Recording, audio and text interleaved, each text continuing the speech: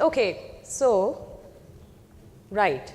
The first thing I want to ask everybody here is that how many people here feel like it would be nice if there were more of us? You know, maybe not necessarily completely alone or single, but you know, maybe we need a few more of us. There's not maybe enough of us.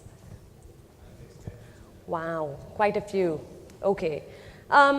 So this is a very, very common problem that we all face in the animal protection movement in India and anywhere across the world. You know, I mean, there is not enough. We are a minority group. We are a pressure group. We are not mainstreamed. This is a huge problem for any social change movement in the history of social change movements.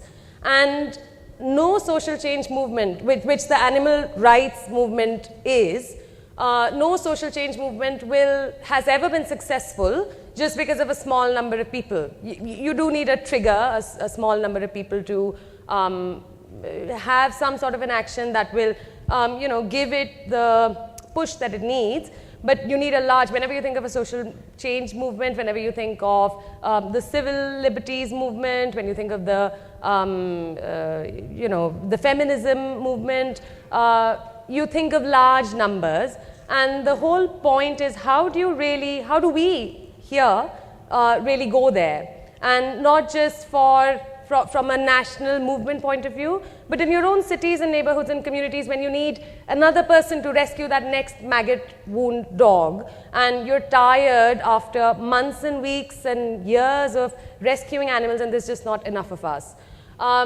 That's been some of my own background. I spent a lot of time doing that first in Scotland and now since I've been here in India, that's been something that I've been very passionate about. When I started in Edinburgh, where I lived, I was one person. I was the only one I knew. And I wondered, doesn't anybody else see this? Doesn't anybody else care? Can't these people see this animal cruelty? Why aren't there more of us? And in a few years' time, we went to 1,000. Does anybody here know Brian May from The Queen? You do? Nobody does? Who doesn't? Or who does? Okay, you do. Brian May wrote to me. And yeah, I think one of his songs was We Will Rock You. Is that right? You must have heard the song.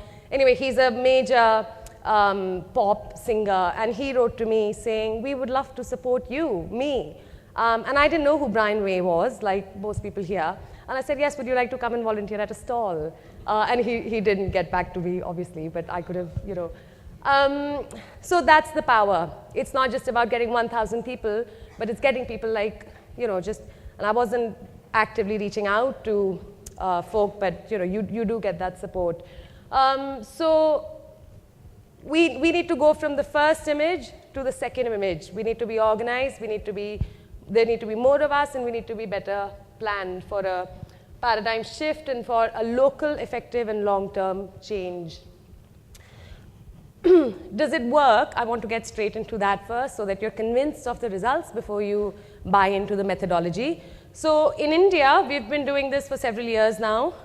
We have active groups. These are groups of people we've helped nurture and establish and support in cities like Varanasi, Jaipur, Pune, Chennai, Delhi, Lucknow, Bangalore, Jammu, and that's a district in Orissa.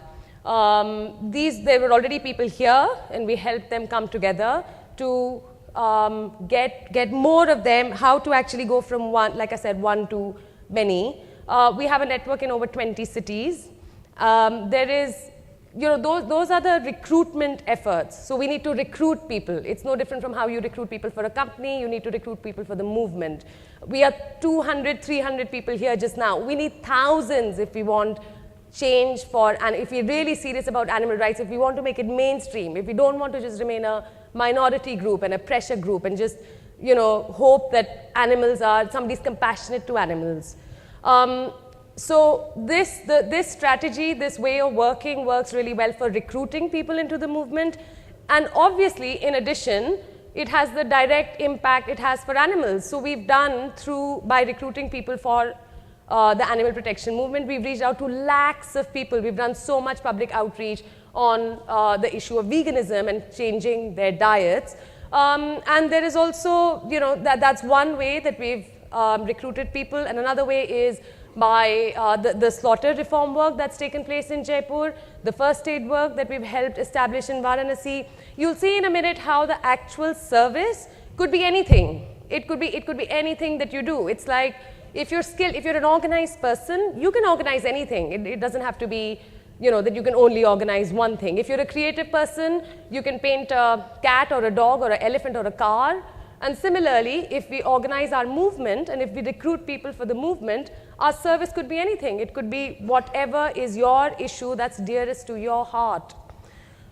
And coming into the methodology now, the phase one, pardon me, of this work is to really focus on the service delivery. Service delivery is all about figuring out what you really want to do in your city. What does your city really need and what is your greatest strength? If you feel I am the sort of person who can do great events and I really care about doing outreach, do that. If you feel I want to rescue animals because that's closest to my heart, do that. If you feel I want to set up sterilization, do that. But pick one thing and do that well.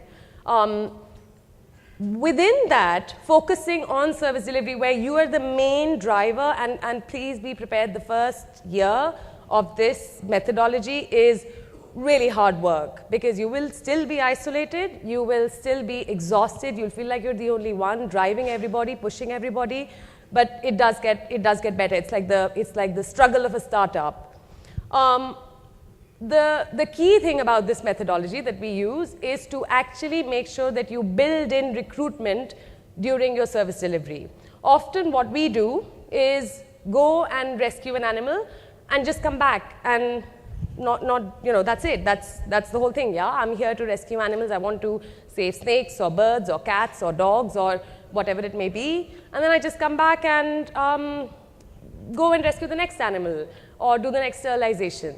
But it's really important at that stage to make sure that you build in a way to recruit people to reach out to your community, and it is given equal importance because it's an equally important objective, because you're not going to be able to save all the animals with the 10 people that you are just now. If you're a group as thriving as Living Free Pune, you're 50 people.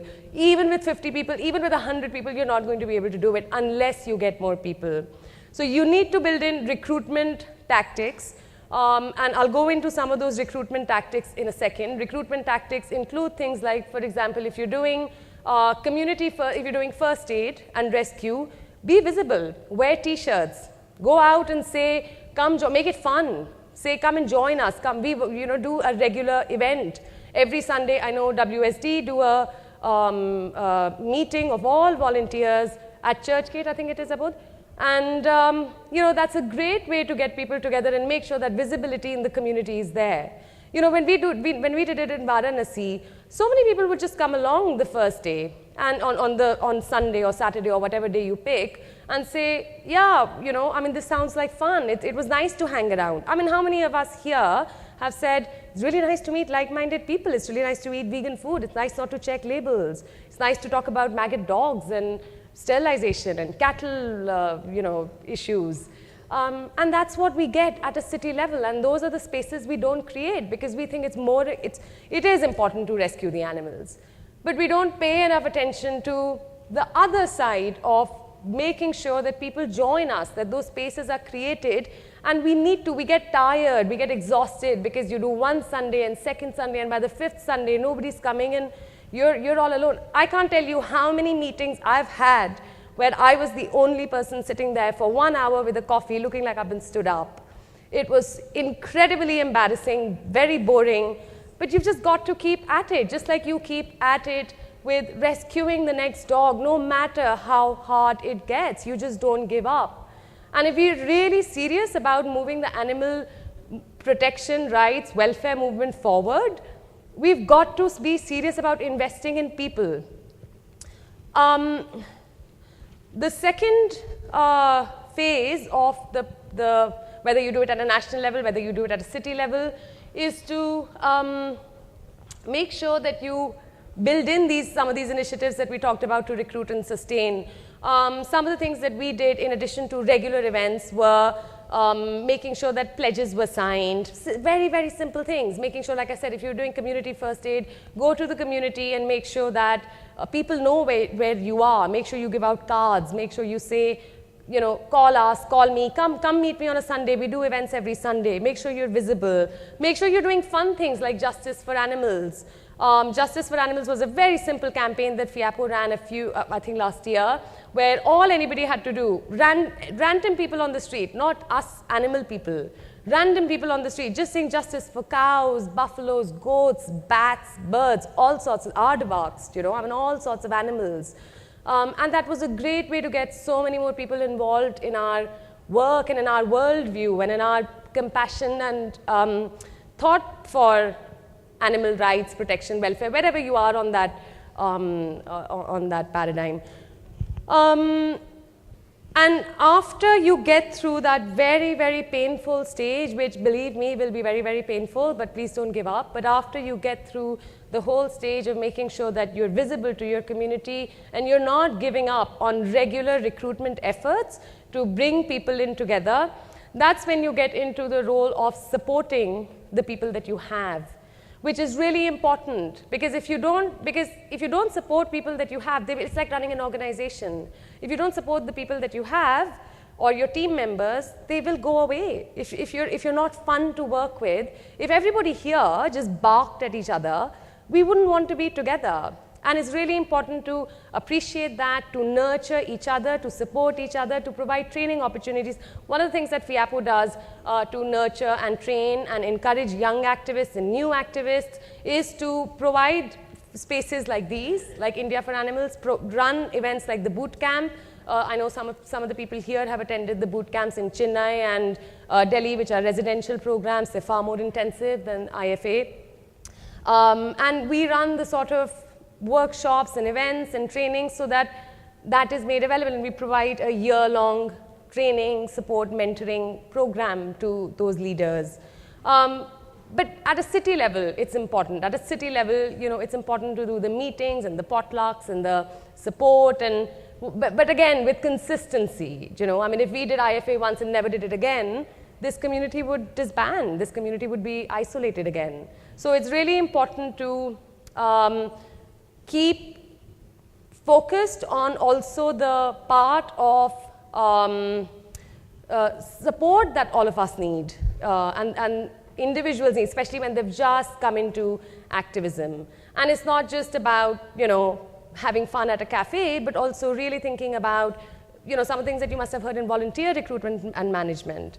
Are we really making sure that they have clear roles? Are we making sure that their growth and their skill needs are being addressed properly, and so on? These are some of the other things that FIAPO does. Maybe at a city level, at your group level, it may not be that relevant. But these are the sort of support things that we do at a national level, which is to just provide resources, provide kits and guides and small grants. And, you know, similarly, maybe you can, and we innovated. We sat down and we thought, what is it that makes it so hard for people to do this work? And we said, wait, wouldn't it be really easy for people if we created a kit and they could just go and do this work and they don't have to do any of the logistical stuff, which is often a barrier? So we said, yeah, let's make a kit. And maybe that's the sort of stuff that you can think about. What can I do for my people, which makes it just easier for them to do what I want them to do, for them to join me? You know, I mean, we all have those issues, yeah? I mean, we have lives and jobs and families and four-legged lovely animals often that we have to care for, and, you know, people here say, oh, I've got to go back early for a sick cat or a dog, and these things happen. So what can you do to make their life easier? These are some examples of some other resources that we produce, again, to support the community and make sure that it's easier for them to do this work. This is really just the last slide. And this is, I wanted to share that this is really where we are just now. When it comes to, I mean, this is a photo, this is a very, very small screenshot of what Justice for Animals was. I don't know how many people I don't remember the figure of how many people we actually got together in Justice for Animals, but these are just all average Joe public, who just wanted to say justice for animals. They don't have to be hugely, you know, articulate about the animal protection rights ideology and methodology and know the detail of how to rescue every animal or conduct the greatest sterilization program. But all these people now know that animals matter. And that's so important because we've got so many more people now. Just in the last 2-3 years, we've now got a young vegan advocacy movement in India. And I'm so proud of all the work that they're doing because there were people doing it before, but it's thriving now. It's beginning to get together now. And I really, all the vegan advocacy people here, I think it's really, it is a celebration for us that we've, as a movement, we've gone beyond, we are beginning to go beyond the जानवर है उसको दवा लगा दो, दया होनी चाहिए sort of an attitude. Yeah, we're beginning to go into activism. We're beginning to talk about recruitment. We're doing leadership development. We're actually thinking about what it means to be a leader for animals. It's not just, I think in some of the workshops it's been addressed, and I think there's one today also about managing an organization, but more than just the administrative work of managing an organization, what it is really to think about the strategy, to think about how is, what skills do you need? Just like what makes a CEO of a large company a CEO? There are some wonderful strengths we have as a third sector, as an NGO, but what does it really mean to be a leader for animals? Do we know how to work with people? We fight amongst each other all the time. Do we have those basic skills? Do we have the ability to organize ourselves? Do we know how to file tax returns? Just very, very basic leadership development work, and that's some of the things that we're doing. And I know it's last, it's written as number 5, but it's certainly not. There are so many animals that you'll be helping more animals because you'll get more people. You'll only be helping more animals. Yes, it takes more work. It takes much more work to sit in cafes every Saturday with nobody. It takes a lot of work to it takes a lot more time and patience to work with people because sometimes it seems like it is, and I do it, I still do it. Sometimes in this conference I do it. I felt like this is going to be so much easier if I just did this myself because that person is just not reliable. That happens to all of us. And it does take more patience, and nurturing somebody is really hard work. You're just like, but it's so important because ultimately you're helping more animals. You're recruiting people. The movement's got to grow. We are so young and we've just got to be doing more, we've just got to get more people together. So thank you very much for your time.